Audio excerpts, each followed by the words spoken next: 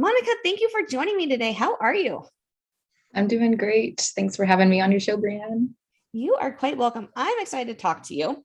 Um, a lot of, I feel like we have a lot of parallels as far as like my injuries I had in the past kind of led to where I am today, and you kind of have a similar story with some of that. So I really want to dive into that today. But first and foremost, who are you? It's a good question. How does one even answer that? I love to ask I, it. I guess for the context of whoever's going to be listening to this, who am I today? What I do in my practice is I am a personal trainer and a body worker and a movement educator from Toronto. And my main area of interest is studying and mentoring anatomy and motion, which is a way of looking at how the body moves through the lens of the gait cycle and looking at what every joint in the body does in 3 dimensions from one end of its spectrum to the other in the space of less than a second when we do a one step through the gait cycle. So I'm very interested in biomechanics and helping people to restore their most optimal, efficient way of moving based on that model. Awesome. So let's kind of dive in. How did you, I guess, come about this? Like you were not always, you did not necessarily like go to college to be a physical therapist or a chiropractor or a kinesiologist or any of that. So how did you get involved with this path? Yeah, that's actually when people start working with me, they're usually referred to me from someone who is a physio, at least at one of the clinics where I work at. And they're like, "So what are you?" I'm like, I don't even know how to answer this question. Like you said, I've had a bit of a journey of self discovery through having a lot of problems of my own. So my original career path before I got into this body helping industry was as a dancer. And I was training as a dancer since age 12, which was a little bit late, but I just kind of fell into it and I had a bit of a natural knack for it. And I was encouraged by my parents to continue to explore it. So I kept going down that path. But as you probably are aware, I'm sure you have worked with some dancers before, it's like 100% chance you're going to get injured in that career path. Um, and it didn't really all start to happen until I was in my early 20s after I'd gone to university. I went to Ryerson University in Toronto for their dance Bachelor of Fine Arts program. Um, but to be honest, I didn't really want to be there. I was just doing what I thought I should do. And I didn't really know, like, who knows what they want to do after they've finished high school? No one really knows unless you're seriously lucky. And I've had that insight. So I was just kind of going along with it. And I was in a world I really didn't fit in with. And it was very psychologically an unhealthy, toxic environment for me to put myself in because of who I was and just not fitting with that world. So there was many factors involved. I don't know how far you want to get into that, but in my early 20s, I just started having injury after injury after injury because my body had finally had enough. And you know that analogy of it's like you have this bucket of sand and you keep putting sand in the bucket and it fills and it fills and it fills and you're not really noticing that it's filling until that one grain of sand is the tipping point at which it overflows. And that point hit when I was 21, and then it was like hip injury, knee injury, back injury, back injury, back injury, neck injury, back injury again, hamstring injury. Okay, then you're done. And that was my sign from life that this is not your path. And at that point, I had no other skills. I wasn't really interested in anything else. I had devoted myself entirely to this career that I actually hated. So I really had no option but to, well, I can go like back home and live with my parents and work at a minimum wage job, or I can figure out the mess I got myself into. And so I chose the latter. And I started in the most accessible industry, which is personal training. And I thought that, well, strength is the solution. All my dance teachers said that I need to be stronger. So if I get stronger, I'm not going to be hurt anymore. I'm going to be pain free. Life's going to be great if I can just be strong. So I got into that. And actually, initially, my first offering was a strength training program for dancers because I thought that, well, if I can teach dancers to be strong, they can overcome their injuries. They don't have to go through what I went through. They can prevent injuries and get stronger and perform better and all that good stuff. And it was super idealistic. And my clients got great results, but it just wasn't sustainable because dancers have no money to afford this kind of training. Yeah. So So anyway, that's the path where I entered, and from there I started to learn forms of body work. I currently practice Thai massage and craniosacral therapy and anatomy and motion, and I also still do some personal training and strength training. So that's kind of how where I got to today, in a nutshell. So you mentioned as far as like you started strengthening because that's what everyone told you the answer. As you started strengthening or as you started working with other dancers and started adding strength, what were you finding? Was it like everyone was getting great results? Were you still finding there was a lag there? I guess I'll speak personally for myself, what I experienced. When I was probably 21-ish, I started strength training, and I was still dancing at this point, and I immediately noticed that everything about my technique was improving, even though I was doing a very classical powerlifting style routine. So squats, deadlifts, rows, push-ups, pressing, just very, very basic standard strength training. And everything got better. And we were taught that it shouldn't. We were taught that cross training is bad because you're training in positions with your feet turned forwards, and dance ballet anyways, but you got to have your feet turned out. And for many reasons, we were discouraged from doing any kind of cross training. But I noticed immediately that there were some major improvements. And I'm not sure exactly what the mechanism of that was. Maybe it was creating a better full body, like brain to muscle connection. Maybe it was just letting go of always being in one position and training something different. So short term, I noticed really massive improvements. But then it's kind of petered out and things got worse. And what I suspect is the reason is because I did not have a very well aligned foundation. And I obviously I can't know because I wasn't aware at the time, but I suspect that I had just everything about my alignment was asymmetrical and off kilter. And then I was trying to do heavy lifts on top of that, thinking that if I just do good technique, then it'll be fine. But you can only really do the technique your body's able to do. So no matter how much I forced myself to have like a neutral symmetrical alignment, if my actual joints options and availability can't get there, then I'm just imposing my best idea of good alignment, but still not actually changing what I'm able to do, just reinforcing that same asymmetric pattern over and over and over and over. So I think when I was working with my early on dance clients, I wasn't even aware of this either. I was doing my best, and you can kind of see some glaringly obvious things, but long term, I think there's some very subtle details in how we're moving that get missed. And the further down our path we go, and the stronger we get by layering on strength on top of a poorly stacked foundation, I think eventually something's going to show up as feeling not quite right.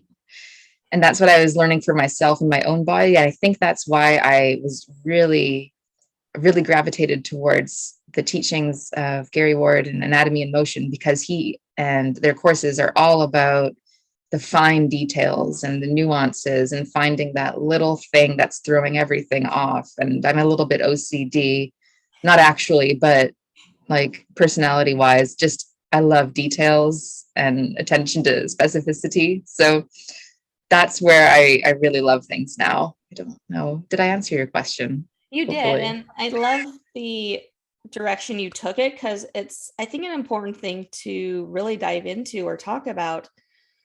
That so many times, like injuries happen to people like, well, I just need to strengthen X area or areas, and not understanding that it's like if you have faulty movement patterns in your body, compensated patterns, you're basically strengthening these bad patterns, which just keeps these injuries recurring. And I think it's an area that's missed a lot of times in a lot of people. And I think with highly trained movers too, we have this idea of we can make it look like we can fake good technique and good posture pretty well.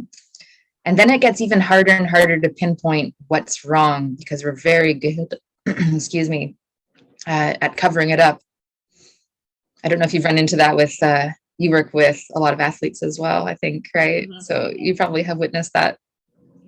Oh, absolutely. Like, and I think, kind of similar how you said, like, you're very much attention to detail. I'm the same way. And I feel like that's probably why a lot of people do miss some of those compensations and things, because people are great at hiding them as best as they can in order to like maintain good form. But it's until you really start looking at the intricacies of the movement that you really start noticing some of those things. Mm-hmm. And what's amazing about looking at gait as an observation is it's very unconscious.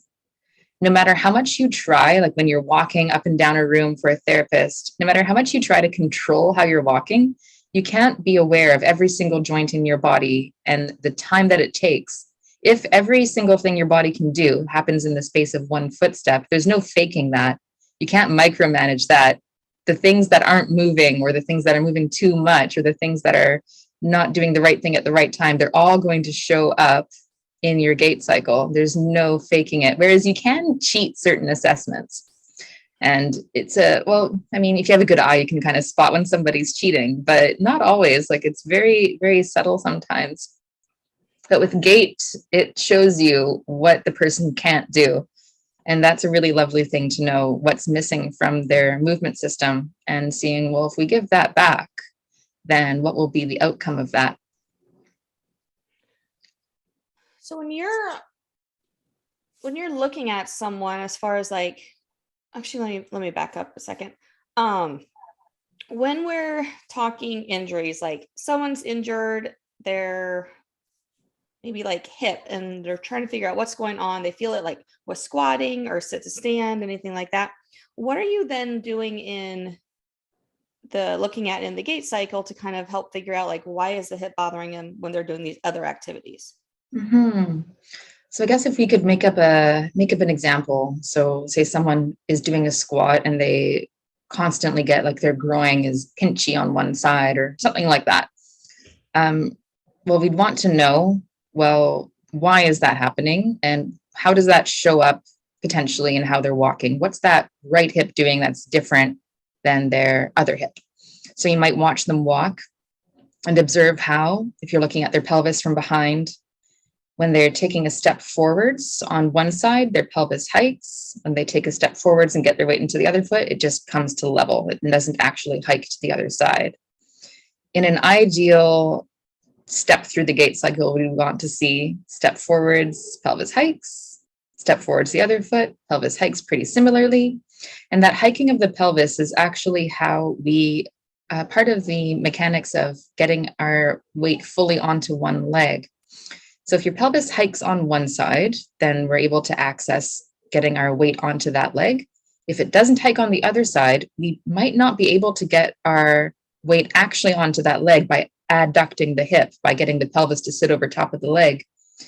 So we might have other strategies of doing that. For example, if your pelvis can't hike on one side and you can't actually get your weight to adduct into that leg, we might find like a twist through the spine or a side bend or a foot that pronates a little more than the other foot, or whatever other way the body has found to accomplish the goal of getting the center of mass onto that other leg. And so if we see someone and they're only able to hike on the one side, their pelvis only ever gets over to one foot, then we can think about, well, what's that doing to the joint spaces? That would be adducting the hips. So if you're visualizing your pelvis hiking up on the right side, the pubic symphysis is kind of swinging down towards the right leg and closing the space between the femur and the pelvis. We call that an adduction of the hip. And maybe they can't get out of that. So when they take their step on their other leg, they get to neutral, but they never actually abduct that hip. And so we could say, well, what's the state of the muscles in that area then? If they're constantly hiked and adducting into that right hip, then those adductors on the right would be probably a little bit more short and unable to get long again. The muscles on the outside of the hip, all those abductors, would be stuck long in that hiked position, unable to shorten, to contract and push the person off of that leg into the other side. And if that's their only option they have, because that's all they can really do for whatever reason. We don't really know the reason why in this hypothetical example. Maybe it was an injury or something, who knows? But if that's the way they walk, that's the way they squat, that's the way they're going to do anything really, is with that setup, that organization. So if we can spot that in their gait, and then we can help them to experience getting the other end of the spectrum. If you can only adduct your right hip, what happens if we show you how to abduct that right hip and adduct the left hip? So we're getting you out of that pattern. In theory, that experience of the other end of the spectrum should provide a new input that shows where center is. If you can experience all the way to the right and then get out of there, pass through the middle, go all the way to the left, and get out of there and pass through the middle. I always think about it like, remember joysticks and how you would have to do that figure eight to calibrate it, and then it would know where the middle is. It's almost like that with the body as a crude example. And then when the body can sense where's the middle, that middle point is where we can access either side of center. So in Anatomy in Motion, we have this philosophy of finding center, and it's not by being neutral and stable and squeezing things and holding our idea of neutral. It's allowing ourselves to experience both ends of the spectrum and trusting that our body has this innate intelligence that it will, having experienced the extremes, know where our best sense of middle is. Because I don't think that we can consciously know where center is of our body. If you've ever tried to hold yourself in a neutral position, I don't really think it goes very well. We kind of just have to trust we have all the joint options available to unconsciously find center. And that's how our bodies move and gait, is it's unconscious. We're not micromanaging it. So then in the example, sorry to interrupt, in the example of the squat, so then if we spot that in their gait, it's probably showing up in their squat. If we can address that imbalance and address that limitation with a very specific exercise for that person to help them adduct the left hip, abduct the right hip, then probably their squat's going to go a lot smoother too, because now their system knows how to operate with a more centered structure. Awesome. What I was going to say is I think probably like under the age of 5, we're probably great at finding center. And then after that, we start developing all of our movement compensations and habits and things, and then we lose our center. Yeah, and sometimes I think we're born without a center too. Imagine if you were born, and I see this sometimes with some of my clients who've had really challenging deliveries where they've been yanked out by their head, and you can just kind of see their head doesn't really sit straight, and they've never reported any accidents in their life, but they have this kind of wonky position with their head. And then if you were to ask them, well, what was your birth like? They got squeezed. And I have this one client who had her head lodged under her mom's rib cage, and she was breech. So they had to like yank her out by her bottom end, but her head got stuck. So they were yanking, and then finally pop. It was like this massive pop, and she came out. And you got to wonder, like, that amount of traction on an infant who is super malleable, and then the head being compressed and then suddenly popping out, that would probably do something to one's body. And so that person might not have ever really known where quote unquote true center is, but they'd have their perception of center, but it might not be the most optimal and efficient for allowing them to move through life with ease and without discomfort. Yeah, that's a great point.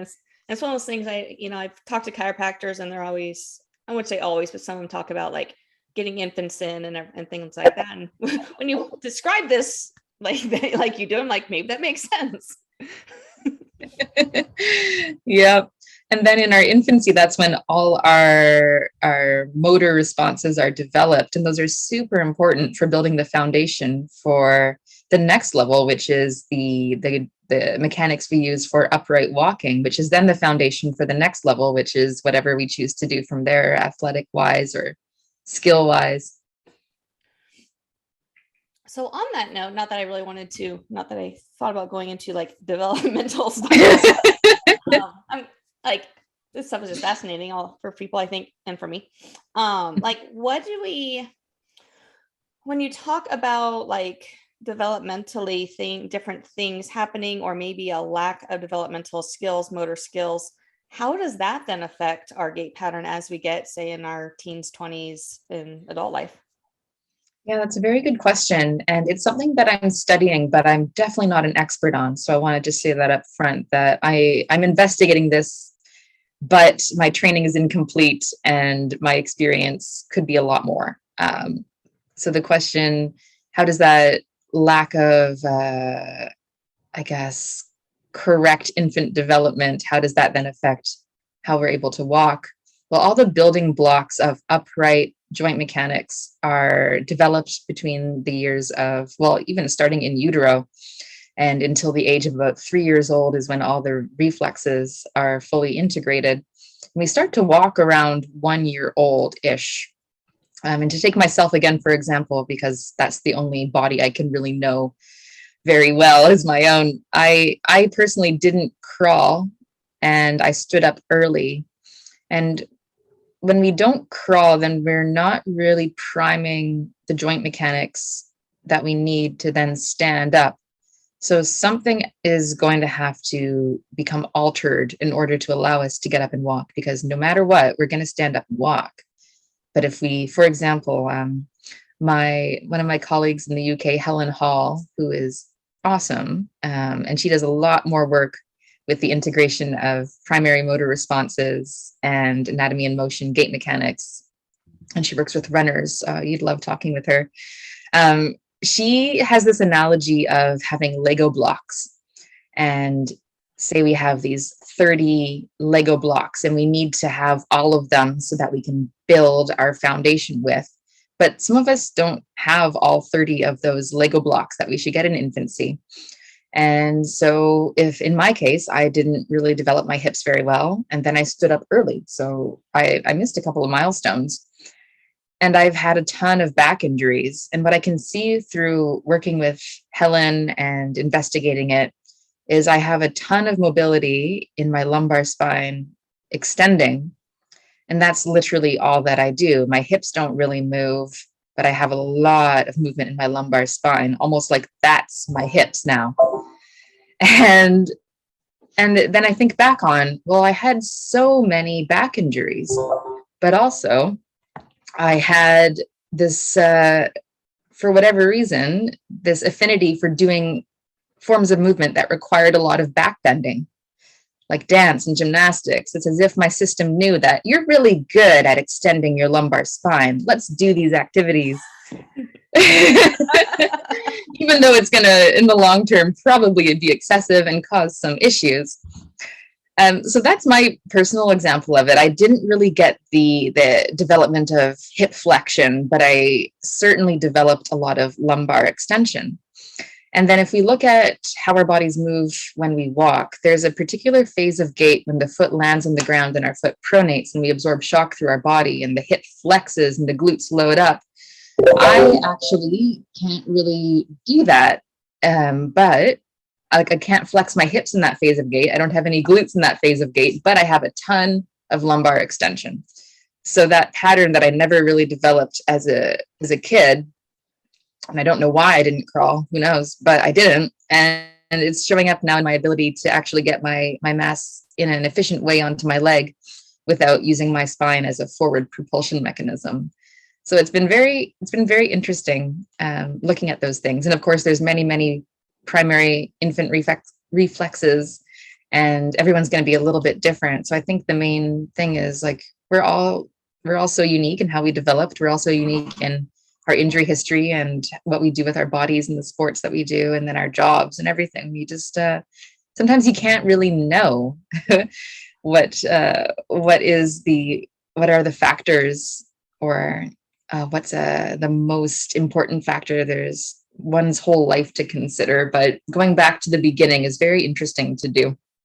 Yeah, that's super fascinating. Mm-hmm.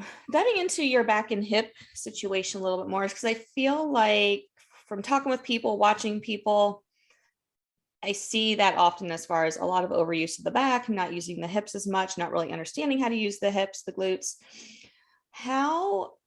What sort of things are you doing to teach your body how to actually use your hip, not use your back when you're doing different movements and activities? Mm-hmm.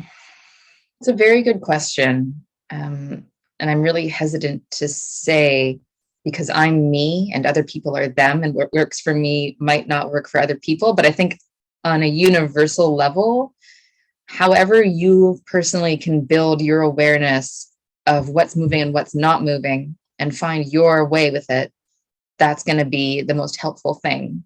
And myself, I could not do it without the help of some of my mentors. So it's been a real blessing over this Zoom COVID period, being able to work with people online who I wouldn't have considered working with before, and to have their eye on me and help me match my perception with reality. So I can feel like, for example, I'm flexing at my hip, and then they'll look at me and say, no, you're not flexing your hip. Can you see how you're twisting? If you're twisting, if it's not clean in the plane, you're not doing the thing that you're trying to do. And then just those little cues like that have been so helpful. But just on my own, I'm very tactile, and I like to have hands-on body parts that I'm trying to move. So I think the tools that we have to help ourselves are, one, really having a good understanding of how an optimal, ideal human being should be able to move. What are the biomechanics we're looking for to happen? So in the case of if you're investigating, is my hip actually flexing, or what's happening here? How do we flex our hip? Well, there's a couple ways of flexing your hip. We need to have a pelvis that's able to anterior tilt. We need to have a femur that's able to lift up towards the pelvis to close the space at the front. But there are other ways of flexing the hip. For example, we can have a pelvis that's not moving and a leg that's moving up. We can have a leg that's not moving and a pelvis that's anterior tilting down. We can have both ends of both bones of that joint moving together, so pelvis anterior tilting as well as that femur that's flexing up. Or we can have the pelvis actually posterior tilting, but the femur flexing more and more and more to close the space at the front. So it's about almost knowing which one of those versions am I doing, or am I doing neither of them? And is the one I'm doing serving me at the appropriate place and time and gait? Because interestingly, all those 5 options for how to flex your hip happen at different times in the gait cycle. And so even if we're on the floor doing straight leg raises, and yeah, I'm stretching my hip or flexing my hip, I'm feeling my hamstring load and stretch, but is that actually how it happens when we're walking? Will our bodies get that information that's hardwired kind of into our DNA about how gait should happen? Because sometimes it doesn't really integrate well because it hasn't been a meaningful experience for our nervous system to learn that this is the way you need to get it. So it's a lot of tinkering. For me, it's having that understanding of, this is the ideal I'm shooting for. 2, this is what I'm currently doing. So where's my point A on my roadmap or on my Google Maps?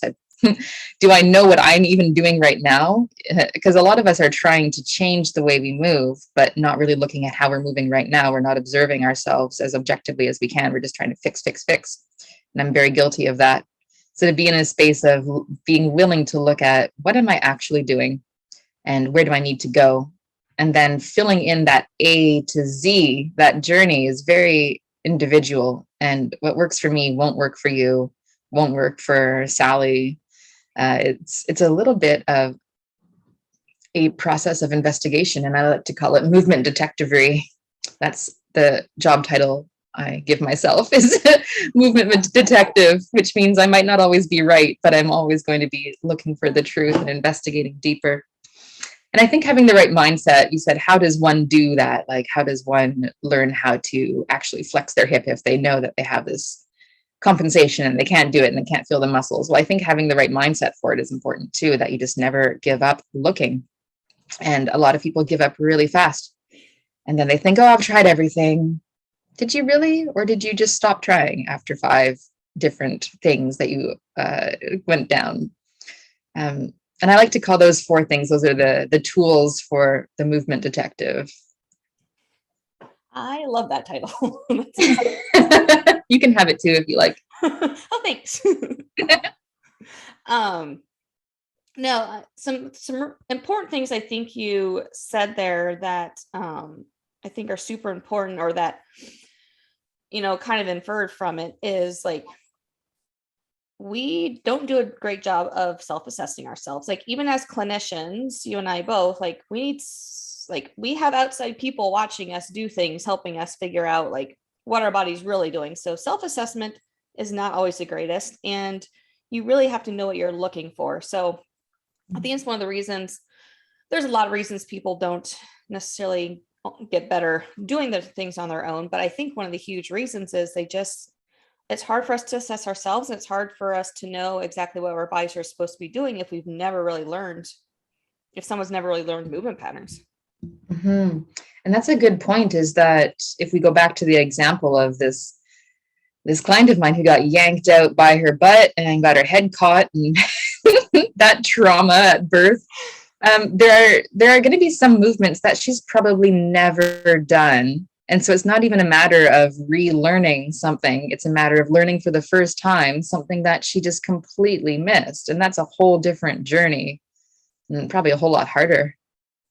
Oh, absolutely. Like, it's one thing to have a movement until you're like 10 and then develop poor postural habits or whatever. But yeah, to not ever have a movement, I think is a lot tougher for your brain to make that connection.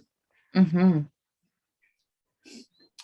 So we've talked about a number of things today. Anything we haven't talked about that you feel is really important for the listeners to hear? What do you think your listeners most are challenged by? And I wonder if I could say something that's meaningful in that context. Yeah, let's on that note then, let's dive into the just because I think it's something that can never be addressed too much.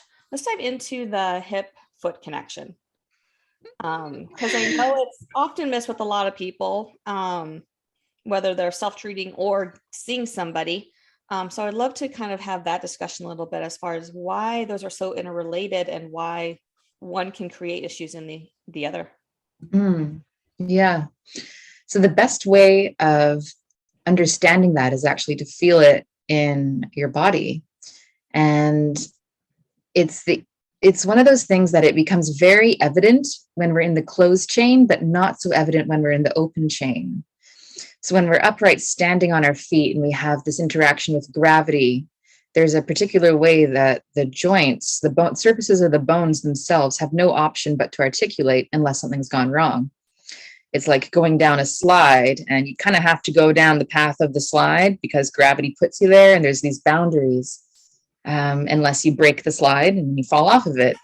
But in an ideal situation, we just go down the slide. And that's kind of how our joints are set up, is with gravity in place. They have this mechanical pathway that they ideally will take.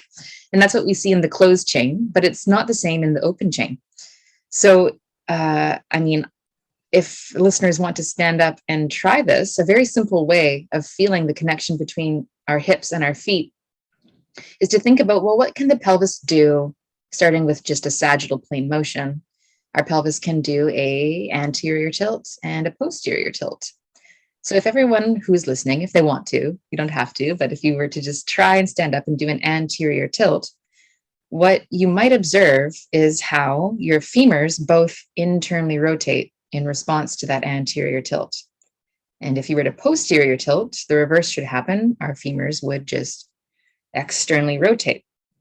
And then if we followed that down into your knees, if your femurs, when you anterior tilt, start to internally rotate, you can see what happens to your knees is that internal rotation of the femurs is going to start to flex your knees just a little bit. When you posterior tilt, the knees will start to extend a little bit as the femurs externally rotate. So then if we follow that down further, if we anterior tilt and the femurs internally rotate and the knees start to gently flex, what's happening with the lower leg? Well, the lower leg can't be going in the opposite direction as your femur. That would be just kind of an awful feeling. You can try it. You can try twisting your tibia and your femur in opposite directions, and you shouldn't be able to do that without having some problems. So we can just follow those joints articulating in such that the tibias go internal as the femurs go internal with that anterior tilt. And then if your tibias are also going internal rotation, what's right under the tibia is we have our lovely talus bone. And when that talus bone internally rotates, what global foot shape do we end up in? Pronation. Pronation. So we can see how if we have this anterior tilt at the pelvis, it leads down all the way by virtue of the joint sequencing and coordination into pronation of the feet. And if we posterior tilt, all the reverse happens. We posterior tilt, the femurs start to externally rotate, the knees start to extend, the tibias are externally rotating, the talus starts to externally rotate, and that external rotation of the talus starts to draw the foot into a more supinated structure. So it's a triplanar set of joint sequencings at the hip, just initiated with a anterior or posterior tilt. We know that anterior tilt of the pelvis in the closed chain should give us a flexion of the hip. So when the hip flexes and internally rotates and adducts, by virtue of just doing an anterior tilt, we have a pronation down into the foot. So if we know that in gait, that's the sequencing we want to see, and we see somebody who has something opposite to that, we can probably suspect there are going to be some inefficiencies and probably some discomfort. For example, I have one client who is the opposite of that. When she posterior tilts her pelvis, if we remember our sequencing, we want to have the hip to extend, externally rotate the femur, the knee extends, the tibia externally rotates, the talus externally rotates, and it draws the foot into supination.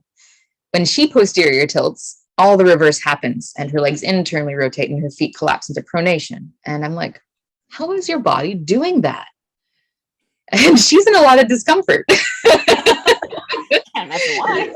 Yeah, right.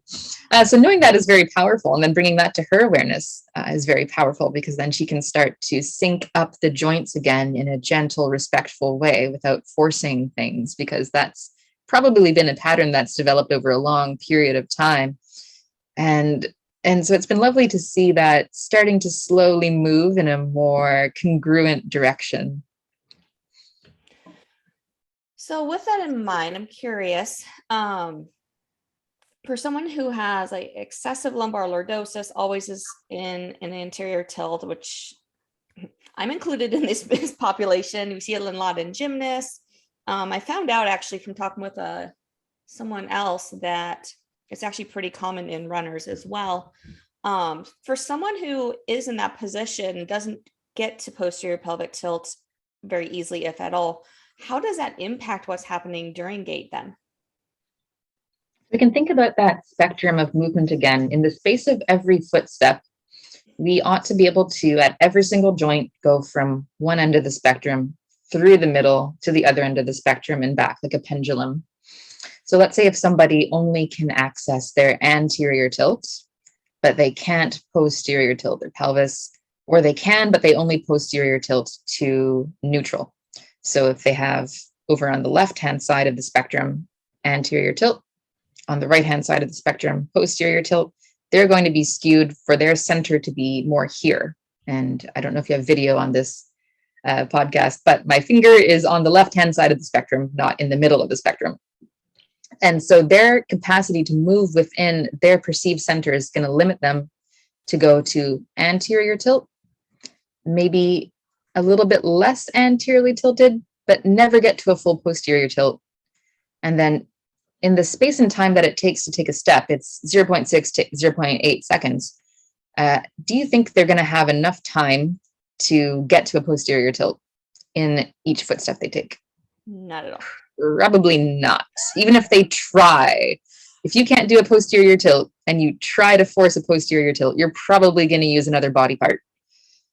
You're probably going to use the thing that you can use to accomplish that goal. So then we can look at, well, where are they moving instead of that posterior tilt? So for a lot of people, if they can't access a posterior tilt, well, they might be flexing somewhere else. They might have a rib cage that they push back. They might, I don't know, have a head they push forward. They might do something to manage that situation. There's this concept we work with in our AIM philosophy, which is exchange, where if something can't go to the left, we're going to find another body part to balance us and go to the right. If we can't get our pelvis to move forwards, then we're going to use something else to move forwards. If you can't get this thing to anterior tilt, we'll find another body part to anterior tilt. We're going to find something to get the job done, because we have this amazing closed system body where everything always has to add up to 100%. So we're always going to find a way. So how would an inability to posterior tilt show up in a gait cycle? It could be anything. We just have to be open to seeing what's there in front of us and seeing how, well, when they take their step forward, they're not posterior tilting, but they are doing this other weird thing, like they're just pushing their head in front of them when they should have a posterior tilt or something like that. So we just kind of have to get curious about it and see. But then knowing what we want to have happen, we can see where things aren't lining up the way that they should. And in our flow motion model, we have the 7 main phases of gait mapped out with what every joint should be doing. So we kind of look at it like this grid of, well, at this moment in time, X body part should be doing this. And, oh, it's not. So let's look at all the other boxes in the chart. What else could be happening that's not happening because this box isn't checked? But there's going to be something. There's going to be something that shows up if you can't access both ends of that spectrum and our center is no longer real center anymore. Then we are going to see some inefficiencies. And it's up to us to, again, be a bit of a detective and figure out what are they doing. Awesome. Thank you for that description. Well, cool. Well, Monika, it has been a great conversation today. If someone has more questions for you, if they just want to follow you, where can they find you? So you can pop over to my website, monikavolkmar.com. That's Monika with a K. And that's where I have a blog, which I sometimes write things about on. And I also have on my website, you can find some, if you're interested in exploring the work that I do, which is based around the anatomy and motion framework for optimizing our mechanics like we'd see it in gait. I have a few things on there. Some things are free, some things are paid. My main offering, if you're interested in all the things that I've been talking about, is called Liberated Body. And it's a workshop that has 4 movement lessons that take you through your whole body, exploring the closed chain mechanics that we'd like to see in gait. And it's in a way that's really accessible to anybody, regardless of whether they are an anatomy person or a therapist or a mover. I wanted to make it accessible at all levels because what I've observed is that even really highly trained, educated people in therapy and movement professions, we, like you said earlier, Brianne, we all struggle to assess ourselves. And when we know something in our own systems, then we really know it for real. And you don't need an anatomical education to experience something in your body. Anyone can do that. So I have folks that have taken this workshop with me that are musicians that have no clue about their bodies. Some people that are, I don't want to say average Joes, but yeah, they're just regular people that have nothing to do with our world. And then there are some people that are very experienced practitioners that have done the work and all have gotten something valuable out of it for their own understanding of their bodies. And I think that's what makes it a little bit different, is that it's like a 10-year-old could do it, but it's going to be really useful to know what your body's doing and how to optimize it. You can follow me on the Instagram at Mon Volkmar, and that's about it. That should take you to all the things. Awesome. Well, thank you again so much. This was really informative, and I think a lot of people will find value in it. Yeah, my pleasure. Thanks so much for having me, Brianne. I love geeking out. Awesome.